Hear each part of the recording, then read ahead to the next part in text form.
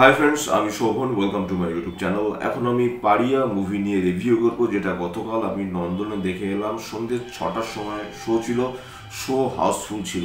তা কেমন হলো পারিয়া মুভি আমি যদি বলতে চাই, তাহলে পারিয়া ফার্স্ট যে পার্টটা এসছে সেটা কিন্তু এক কথায় অসাধারণ। Directed by Tathagata Mukhopadhyay.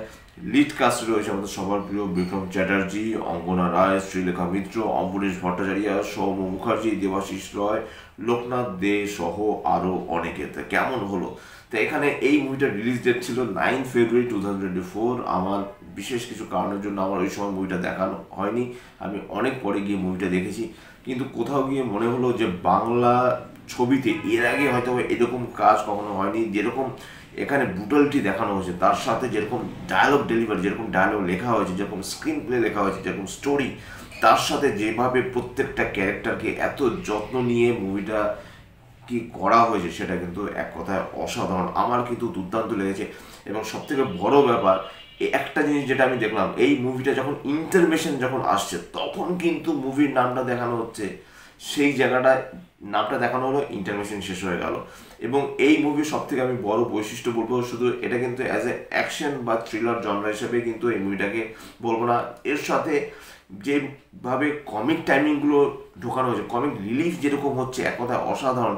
যখন আপনারা সবাই জানেন যে a man has no name, মানে সেই সেই মানে সেই মানে সেই ক্যাটাগরিতেই কিন্তু এই মুভিটাকে রাখা হয়েছে। কারণ সত্যি কথা বলতে, এখানে কিন্তু বিক্রম চ্যাটার্জির দেখবেন, আপনারা দেখবেন কোনো নাম থাকে না। এবং বিক্রম চ্যাটার্জি মানে তার একটা নামের একটা নাম অবশ্যই তার রয়েছে। সেই জন্য কিন্তু ফার্স্টে কিন্তু দেখবেন যে এরকম আকাশের তারা দিয়ে কিন্তু একটা সিকোয়েন্স বোঝানো হয় যে যে শিকারী কুকুর, এবং এই কুকুরটা যে কেন কুকুরদের মানে দেবতা বলা হয় সেই কুকুরকে। এবং তারপরে একদম মুভির শেষে গিয়ে কিন্তু রিভিল করা হয় যে তার নামটা, যে কেন এতদিন সে কোথায় ছিল, সে কি করেছিল, সেই জিনিসটা দেখানো হয়। কিন্তু তার মাঝে কখনোই কিন্তু তার নামটা দেখানো হয় না। এমনকি যে অঙ্গনারা যে ক্যারেক্টারটা, এখানে তো তার যে নাম থাকে হলো কমলিনী। যে কমলিনী দেখবেন তাকে কিন্তু অদ্ভুত বাবু বলে বা অদ্ভুত বলে কিন্তু ডাকে। কখনোই কিন্তু তার নাম এখানে প্রকাশ পায় না। তাকে কেউ হয়তো তাকে বলছে যে লোকটা পাগল, কেউ হয়তো তাকে বলছে অদ্ভুত, কেউ আবার তাকে বলছে 6 মাস ধরে এখানে একটা কাজ করছে, যেটা আপনার ট্রেলারও দেখতে পাবেন যে সে কারোর সাথে মেশে না, অদ্ভুত তার বিহেভিয়ার, সে কখনো হাসে না, তার ইমোশন নেই।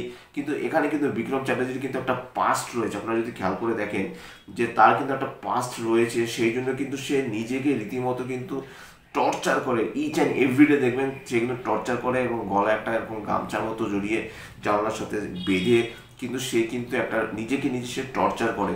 এবং শুধু তাই নয়, তার যে ফিজিক অসাধারণ। বিক্রম চ্যাটার্জিকে এর আগে আমরা অনেক অনেক মুভি বা সিরিজে দেখেছি, কিন্তু তিনি যে এই মুভির জন্য খেটেছেন, সেটা কিন্তু এই মুভিটাকে দেখেই কিন্তু বোঝা যায়। এছাড়াও যার কথা না বললেই নয়, নন্দর মাংসর দোকান, নন্দ, সৌম্য মুখোপাধ্যায়, এরকম যদি ভিলেন হয় তাহলে কিন্তু টাসেলটা ভালো হয়। যদিও এই মুভির শেষের টাসেলটা একদমই ভালো হয়নি। অ্যাকশন সিকোয়েন্সগুলো খুব ভালো মতো রাখা হয়েছে, কিন্তু একদম যে হাড্ডাহাড্ডি লড়াই, নায়কের সাথে ভিলেনের যে টাসেলটা, সেটা দেখে কিন্তু আমি হতাশ হয়েছি। সেটা কিন্তু আরও ভালোভাবে কিন্তু সিনক্রোনাইজ করা যেত, আরও ভালোভাবে সাজানো যেত, সেটা হয়নি। যাই হোক, সেটা হয়তো বা স্ক্রিন প্লেয়ার স্বার্থেই হয়েছে। এবং সত্যি কথা বলতে, এক একটা ফ্রেম যেন কথা বলছি, কিছু কিছু ফ্রেমের কথা আমি বলবো। একটা ফ্রেমের কথা অবশ্যই বলতে হবে, যেখানে কিন্তু বিক্রম চ্যাটার্জি ক্যারেক্টারটা বসে আছে, অঙ্গনা রয় এবং শ্রীলেখা মিত্র তারা কথা বলছে। দেখবেন জানালার একটা সাইড থেকে শ্যুট করছে, পরে কিন্তু জানালা ভেদ করে কিন্তু শটটা যাচ্ছে, বা কখনো কখনো ওয়াইল্ড শটটা যখন যাচ্ছে, একটা অ্যাঙ্গেল থেকে শটটা ক্লোজ থেকে আস্তে আস্তে কিন্তু শটটা ওয়াইল্ড হচ্ছে। প্রত্যেকটা শট দুর্দান্ত। আর একটা সিনের কথা বলতেই হবে, যেখানে বৃষ্টির মধ্যে সিন হয়, সেটা কিন্তু ট্রেলারে এক ঝলকের জন্য সেটা কিন্তু রয়েছে।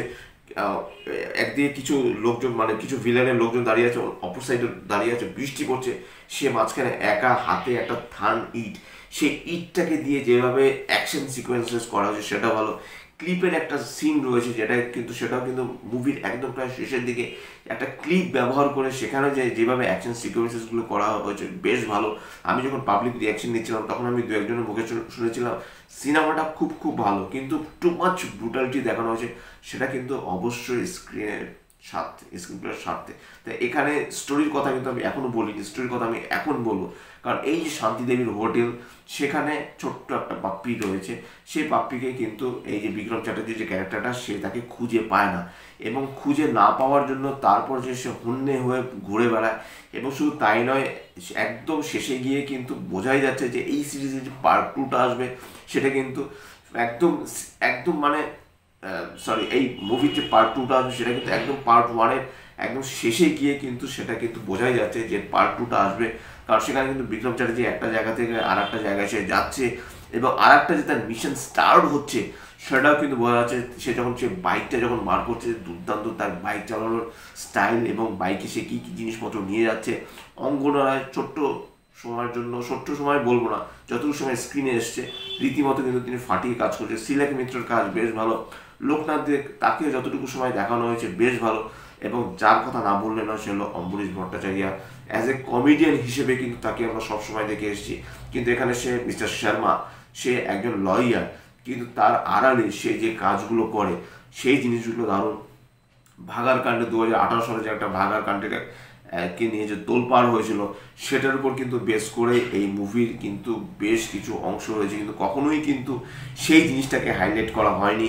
এবং এই যে আমরা স্ট্রিট ডগ বা এই যে পাড়িয়াদের নিয়ে যে এই যে তাদেরকে নিয়েও যে একটা কাজ করা যায়, এবং সেই কাজটা যে এত সুন্দরভাবে, এত নিখুঁতভাবে কিন্তু তথাগত মুখোপাধ্যায় করেছেন, সেটা কিন্তু এক কথা অসাধারণ। আমি কিন্তু সবাইকে হাইলি রেকমেন্ড করবো আপনারা এই মুভিটা দেখুন, পারিয়া এই মুভিটা দেখুন। এবং এটাতেই যারা দুর্বল চিত্তের লোক, যাদের কোনো হার্টের যে কোনো প্রবলেম থেকে থাকে, তারা যাবে না, তাদের হয়তো বা এই ব্রুটালিটি হয়তো বা দেখে তা ভালো লাগবে না। অনেক কাটাকাটি, মারামারি, রক্তের অনেক ব্যাপার রয়েছে, তাদের হয়তো ভালো লাগবে না। এবং যাদের বয়স 18 বছরের কম, তারা কিন্তু এই মুভিটা একদমই দেখতে যাবেন না। কারণ দেখুন, একটা মুভি আপনি যখন ভিজুয়ালাইজ একটা যখন জিনিস দেখছেন, তখন কিন্তু আপনার মনের উপর একটু হলেও চাপ পড়বে। যখন মুভিটা আমি দেখে বেরোচ্ছিলাম, আমি একটা জিনিস বুঝতে পারছিলাম যে সবারই, ম্যাক্সিমাম লোকেরই মুভিটা ভালো লেগেছে, কিন্তু কিছু কিছু জায়গায় গিয়ে হয়তো তারা মুভিটা ভালো হওয়া সত্ত্বেও কিছু জায়গা হয়তো বা তাদের ব্রুটালিটির জন্য বা একটা ভায়োলেন্সের জন্য তাদের কাছে কিন্তু মুভিটা হয়তো বা একটা অন্য একটা মাত্রা পেয়েছে। সবার যে একই রকম যে মন হবে, তার প্রত্যেকের যে মন খুব স্ট্রং হবে, এবং সবাই যে এই যে ভায়োলেন্সটাকে যে খুব ভালোভাবে স্বচ্ছভাবে মেনে নেবে, সেটা কিন্তু নয়। এবং এই মুভিটা কিন্তু আউট অ্যান্ড আউট কিন্তু একটা কমার্শিয়াল মুভি। যে যাই বলুক না কেন, অ্যাজ এ কমার্শিয়াল মুভি হিসেবেই কিন্তু এটাকে ট্রিটমেন্ট করা হবে। এর ট্রিটমেন্টটা ভালো, এর একটা প্রিমিয়াম একটা ফিল রয়েছে, এডিটিং ভালো, লাইটের কাজ ভালো, যে কালার প্যালেট এখানে ইউজ করা হয়েছে সেটা ভালো, এবং প্রত্যেকটা জিনিস স্ক্রিন প্লে থেকে শুরু করে, স্টোরি থেকে শুরু করে, গানের ব্যবহার থেকে শুরু করে, এবং অবশ্যই বিজিএমের কথা শুরু করে অবশ্যই ভালো। এবং যখন দেখবেন বিক্রম চ্যাটার্জি যখন কাউকে মারছে, তার আগে তার যখন তার যে স্মাইলিং ফেস সেটা, এবং সে যখন মাস্ক পরে মারামারি করছে সেই জায়গাগুলো, প্রত্যেকটা জায়গা কিন্তু নিখুঁতভাবে কিন্তু তথাগত মুখোপাধ্যায় তিনি কিন্তু দেখিয়ে দিয়েছেন যে সেও যে একজন বড় মাপের একটা, সেটা কিন্তু বুঝিয়ে দিয়েছেন। তার আগের মুভি অবশ্যই ভটভটি, যারা ভটভটি দেখেনি তার ভটভটি দেখবেন, এবং যারা এখনও পারিয়া মুভিটা দেখেননি তারা কিন্তু এই মুভিটা দেখুন। এই মুভিটা দেখলে পরে কিন্তু আপনারা বুঝতে পারবেন যে বাংলা ছবি কতটা এগিয়ে গেছে, এবং সবসময় কিন্তু বাংলা ছবিকে সাপোর্ট করা উচিত। কোনো রকম কোনো পলিটিক্স এর মধ্যে ঢোকাবেন না, তাতে কিন্তু বাংলা ছবির ক্ষতি হবে, বাংলা সিনেমার ক্ষতি হবে, বাংলা সিনেমার যে এই যে একটা বক্স অফিস কালেকশন তার ক্ষতি হবে। দর্শক যে রয়েছে, বাংলার যে একটা দর্শক রয়েছে, এমন অনেক দর্শক রয়েছে তারা কিন্তু বাংলা সিনেমা বা বাংলা ছবি বা বাংলা মুভি ছাড়া তারা কিন্তু হিন্দি বা ইংলিশ মুভির উপর অতটা কিন্তু তারা দেখতে পছন্দ করেন না। এরকম কিন্তু দর্শক প্রচুর রয়েছে। কাজে তাদের কথা চিন্তা করে কিন্তু বাংলা ছবির পাশে থাকুন, বাংলা সিনেমার সাথে থাকুন, এবং অবশ্যই পারিয়া মুভিটা দেখুন যারা এখনও দেখেননি। প্রায় 1 মাস হয়ে যাওয়ার পরও কিন্তু আমি নন্দন 2-তে কিন্তু প্রত্যেকটা সিট কিন্তু ভর্তি ছিল, কানায় কানায় পূর্ণ ছিল, হাউসফুল ছিল। আপনারা মিলিয়ে নেবেন যদি আমি কোনো ভুল করে থাকি। তা যাই হোক, এটাই ছিল আমার পারিয়া মুভির রিভিউ। আপনাদের যদি আমার চ্যানেলটা ভালো লাগে থাকে অবশ্যই আমার চ্যানেলকে সাপোর্ট করবেন। আমার চ্যানেল লিঙ্ক দেওয়া রয়েছে, ইউটিউবের লিঙ্ক, আমার ইনস্টাগ্রামের লিঙ্ক, ফেসবুকের লিঙ্ক, সেগুলো অবশ্যই আমার ডিসক্রিপশন বক্সে দিয়ে দেওয়া রয়েছে, সেখান থেকেও কানেক্ট করতে পারেন। যারা পারিয়া মুভি দেখেছেন তাদের কেমন লেগেছে নিশ্চয়ই আমাকে কমেন্ট বক্সে লিখে জানান। এবং যারা এখনও দেখেননি প্লিজ আপনারা হলে যান, হলে গিয়ে পারিয়া মুভিটা দেখুন, দেখে এসে তারপর আপনারা একটা বিচার বিশ্লেষণ করুন যে আপনাদের কেমন লেগেছে, ভালো খারাপ যাই হোক না কেন সেটা আপনারা মুভি এসে দেখার পর সেটা কিন্তু আপনারা সবার সাথে শেয়ার করুন। দরকার হলে আপনারা ফেসবুকে আপনারা বিভিন্ন সোশ্যাল হ্যান্ডেলে গিয়ে আপনারা পারিয়া মুভি নিয়ে লিখুন, ভালো লাগা খারাপ লাগা সব কিছু আপনারা শেয়ার করুন। এবং অবশ্যই আপনারা বাড়ির কুকুর হোক বা রাস্তার কুকুর হোক তাদের সাথে কিন্তু আপনারা কোনো রকম দুর্ব্যবহার করবেন না, তাদেরকে কখনো তুচ্ছ তাচ্ছিল্যের মধ্যে রাখবেন না। তারাও যে কতটা আমাদের ক্লোজ সেটাও কিন্তু এই মুভিতে কিন্তু অন্যভাবে কিন্তু তথাগত মুখোপাধ্যায় কিন্তু তিনি কিন্তু চোখে আঙুল দিয়ে দেখিয়ে দিয়েছেন। এটাই ছিল আমার পারিয়া মুভি রিভিউ। আপনারা ভালো থাকুন, সুস্থ থাকুন এবং অবশ্যই বাংলা সিনেমার পাশে থাকুন। Till the schedule, tata.